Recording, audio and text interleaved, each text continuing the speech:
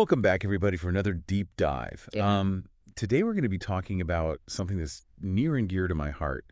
We're going to be looking at the Bridget Jones franchise. Oh, I love Bridget Oh, Jones. good. I'm so glad. So this deep dive is going to be centered around the upcoming film, Bridget Jones. Mad. Mad about the boy. It's actually based on the 2013 book, Okay. and we're going to be looking at it through two contrasting reviews of the film. All right. Sounds fun. Yeah. So just to give everybody like a little taste of what we're going into, this is not just like a fliffy rom-com sequel. Okay. This one is going to be dealing with like grief and motherhood. Okay. And there's actually like a pretty major plot twist. Ooh, I like plot twists. I know, right? So I'm really excited to kind of dig into this. So why don't we jump right in? Yeah, let's do it. Okay, so the first article that we're going to be looking at is from Yasmin Jeffrey at the Screen Show. Okay. And this is interesting because it frames the film as a comedy of grief. A comedy of grief. That's intriguing. I'm curious to see how they pull that off. I know, right? And so it's like a total departure from the previous two films. Yeah, those were definitely more lighthearted, weren't they? Right, exactly. So remember Mark Darcy? Oh, yes. He's dead. What? I know. It's revealed that he actually died in a landmine accident in Sudan. Oh, wow. That's heavy. And Bridget's a widow and a mom of two. So they're really changing things up with this film. I know, right? So the article even has this quote from Renée Zellweger, who plays Bridget, of course. Yeah. And she says, "You're never the same person on the other side of loss." That's very true. I think that's something a lot of people can relate to. Yeah. So the film's going to be exploring some pretty heavy themes then. It really is. But the thing is, it's still supposed to keep Bridget's, like, trademark humor and her vulnerability. Oh, good. I wouldn't want them to lose that entirely. No, of course not.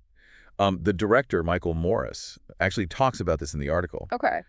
He says that he thinks that you can actually use comedy to address grief. I can see that.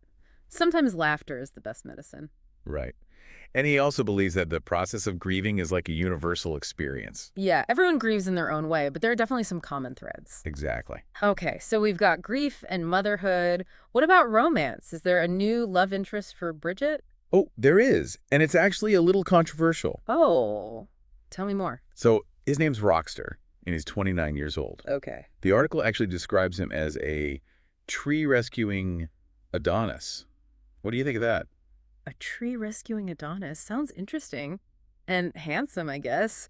But there's more to it than that, right? You said it was controversial. Right. So the controversy is that this is a significant age gap relationship. Oh, I see. That's definitely going to raise some eyebrows. Yeah. I'm actually really curious to see how they're going to portray this dynamic in the film. Like, is this a legitimate exploration of a relationship that challenges, societal norms? Or is it just like a plot device? It's a good question. I guess we'll have to see how it plays out on screen, but I'm curious to hear what the article says about it. Yeah, so both the director and Patrick Dempsey, actually, who plays Rockster, they kind of downplay the age gap as like the central conflict. Oh, interesting. They kind of focus more on like the personal growth of the characters. Yeah. And like the timing of, their meeting. So it sounds like they're trying to present it as a genuine connection rather than just focusing on the age difference. Right, exactly. Okay, so we've got the tree rescuing Adonis. Is there anyone else vying for Bridget's attention? Actually, yes. There's this other character, Mr. Wallaker, and he's a science teacher at Bridget's son's school, and he's also, quote, ridiculously attractive. Ooh, two handsome suitors. This is getting juicy. I know, right? And the article kind of hints that he's like a stand-in for Mr. Darcy. Oh, really? So maybe a little bit more of that classic Bridget Jones love triangle situation? Yeah, maybe. So it sounds like they're trying to strike a balance between staying true to the spirit of the original films while also taking Bridget in a new direction. Exactly. And Jeffrey ends her review by saying that, Bridget and Renée Zellweger's portrayal of her really reflects how both society and the girl have changed over time. I like that. It makes it feel like a natural progression for the character in the franchise. Yeah. So what about this other review you mentioned, the one that offers a different perspective? Oh, yeah. So the Guardian review is, let's just say they weren't as charmed by Bridget's new adventures. Oh, what didn't they like about it? They actually compared it to Superman the Fourth, The Quest for Peace, implying that, the series has lost its momentum. Ouch. That's a pretty harsh comparison. I know. So the reviewer felt that the film kind of sacrificed this comedic energy for this, like, forced and melodramatic kind of weepy component. They even go so far as to call Zellweger's performance eccentric, which, like, completely clashes with the praise that it received in the first review. Hmm. So right off the bat, we have two very different takes on Zellweger's performance. That's interesting. I know, and it makes you wonder, is the film intentionally playing with our expectations of Bridget? Or did it just not land for this particular reviewer? That's a great point. It really highlights how subjective film criticism can be. What one person finds endearing, another might find off-putting. Exactly. So I think it's time we take a deeper dive into the Guardian's critique. What do you think? Yeah, let's do it. I'm curious to see what else they had to say about this new chapter in Bridget's life. Okay. Okay, so we've got one review that's very much praising the new direction of Bridget Jones, and then we've got this other one that's kind of like, oh, what happened? Yeah, it's like a total clash of opinions. Where do you land as a listener? What are you thinking right now? I have to admit, I am a little bit apprehensive about this whole, like, shift towards heavier themes. Mm-hmm. I mean, like, will it still even feel like a Bridget Jones film? You know what I mean? Right. Will it lose that, like, lighthearted charm that made the first two so fun? So the screen show piece that we were just talking about seems to think that it can strike that balance between humor and heart. Hmm. But the Guardian review is basically arguing that they lost the plot, that it becomes too melodramatic. Yeah, I mean, like, I love that they're exploring these more mature themes, but I also don't want to lose that, like, signature Bridget Jones wit and humor. It is a tough balance to strike, for sure.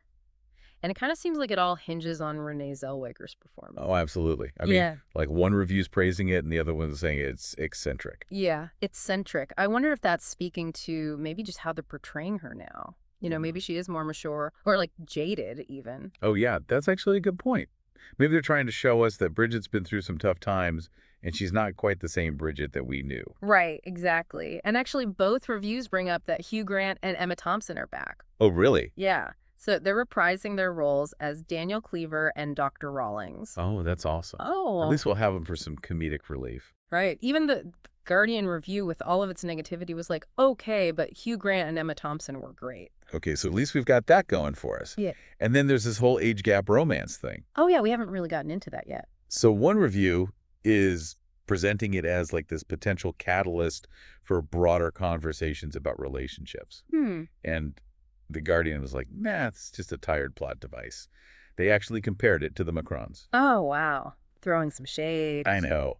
So it definitely feels like they're kind of poking fun at this idea of a middle-aged woman dating a younger man. Do you think there's any danger in that? Or do you think it can be handled in a way that's like funny, but respectful? I think it depends. It all comes down to the execution. Like, are they really going to dive into the complexities of that kind of dynamic, or is it just played totally for laughs? Yeah, good point. We'll have to wait and see. And this whole thing just makes me think about how our expectations for rom-coms have changed so much over the years. Totally.